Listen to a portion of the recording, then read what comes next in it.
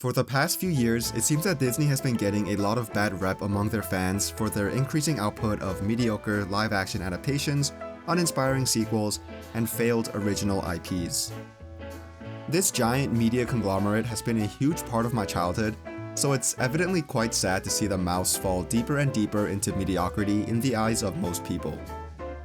Their original movies like Mulan, Hercules, and Aladdin quickly turned me into a fan as a kid, and properties like the MCU, studios like Pixar, and original movies like Zootopia have kept me fed in the mouse fandom throughout the years. The reason I'm making this video is because I recently watched Jon Favreau's The Jungle Book on Disney+, and I was actually super surprised with how enjoyable the movie ended up being.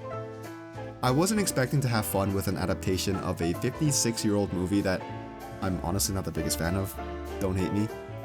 Not to mention, I wasn't the biggest fan of Disney's other modern takes on their classics, and you can imagine my shock that The Jungle Book was actually quite good. This movie did what all other Disney live-action adaptations strive to do, yet failed to do. At least from the ones I've seen. And that's to keep the charm and wonder of the original story while bringing something new and fresh to the table so that both new and returning audiences have something to look forward to. After watching this 106-minute-long movie about a kid raised in the jungle, I realized that live-action adaptations aren't bad by default. There's a formula that can be found in this movie, and I wanted to go over my thoughts on why this movie succeeds where others possibly fail. But, as always, before we get started, please like, subscribe, and most importantly, please enjoy the video. 2016's The Jungle Book is based off of the 1967 animated movie of the same name, which is based off of the 1894 book of the same name, which was written by Rudyard Kipling. The book is a series of short stories that follow the journey of a young lad named Mowgli. Surprise, surprise, the movie follows the same protagonist. The basic story stays relatively the same in both the animated classic and the live-action retelling. We have the aforementioned Mowgli, who is basically Tarzan if Tarzan was raised by wolves instead of great apes. In this story, Mowgli goes on a journey to leave the jungle that he calls home due to the threat of a vicious and terrifying tiger named Shere Khan. Throughout this perilous adventure, he runs into adversaries like Kaa, a giant man-eating snake, and King Louie, who I'm guessing is King Kong's lazy uncle. Luckily, he's not alone as he's accompanied by Bagheera, the original Black Panther, and everyone's favorite honey-loving bear, Pooh. Oh wait. Everyone's second favorite honey-loving bear, Baloo. Throughout their journey, Mowgli comes to learn that the differences between him and the creatures around him are actually a strength, and that he has to utilize the tricks that only he's capable of. He does this by basically turning into Steve from Minecraft. If you thought Shere Khan was terrifying, wait till he sees an Enderman, or the Ender Dragon. As you can see, the live action does a great job on expanding the story by giving the viewers more context to the actions of certain characters and their backstories. We can see where Shere Khan gets his bitterness towards man from, and his fear of the red flower, aka fire. Then, everything changed when the Red flower attacked. The live action also makes absolute units of our characters. I love just how big they made Kaa, to the point where you can see her body looking like trees in the background. And then there's also King Louie. And with King Louie, well, he definitely drinks his milk. I also love what they did with Shere Khan as he gets a more menacing facelift in this version, and I can finally understand why animals in the jungle fear this absolute Chad of an apex predator. Until they see the Ender Dragon, that is. The elephants also go from this comical group of characters into one that's revered. I love this change because it adds to the history of the world surrounding these animals, and shows how even creatures like these have legends they believe in. But probably the change from the animation that I appreciated the most has to be with the characterization of Bagheera. This Ben Kingsley voiced character is a sworn protector to Mowgli, and he acts like it by risking his life on 2 separate occasions to give Mowgli time to run away.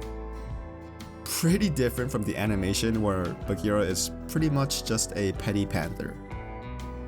The cast is also star-studded, and it would take me a while to name them all, but the highlights for me have to be Bill Murray as Baloo and Idris Elba as Shere Khan.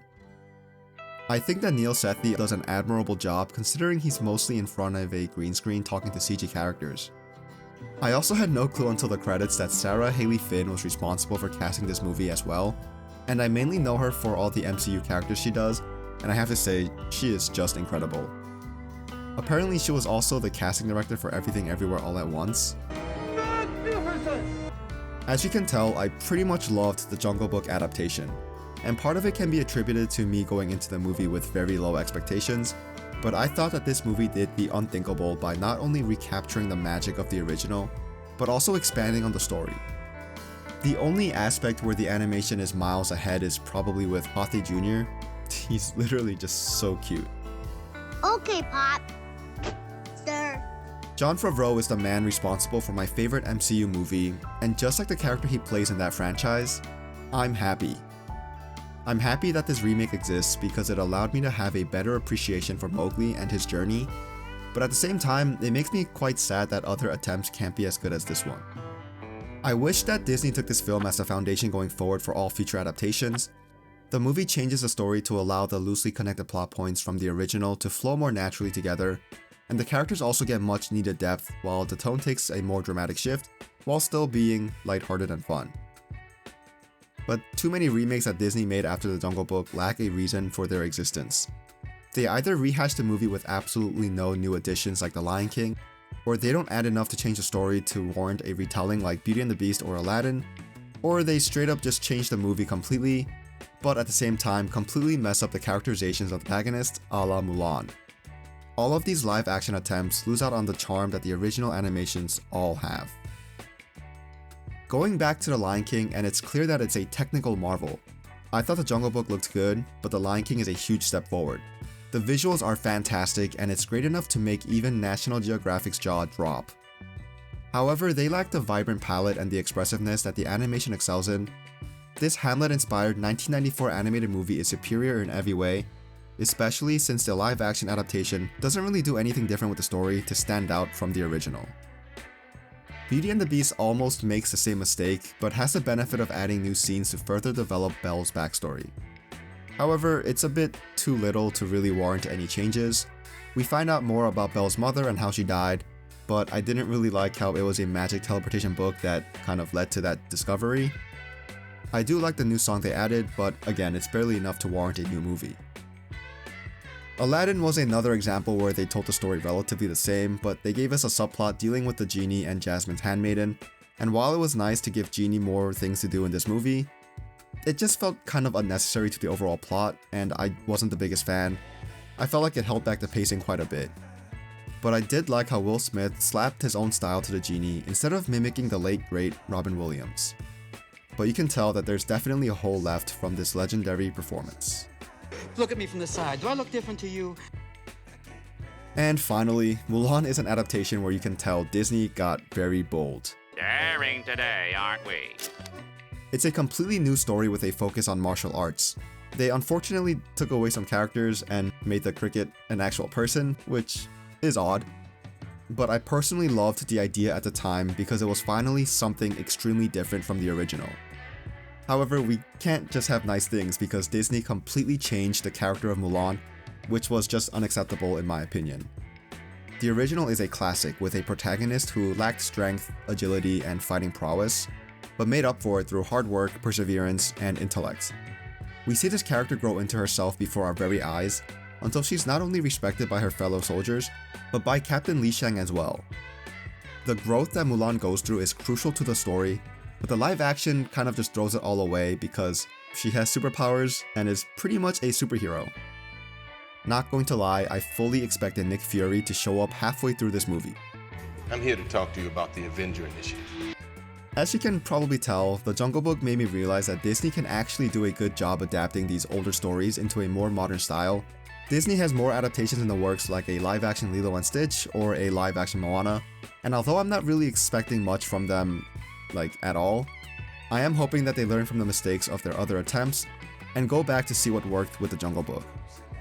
That's pretty much all I wanted to talk about for today. I kind of went on a tangent about The Jungle Book. Please let me know down below on your thoughts about Disney and their infatuation with adapting old movies.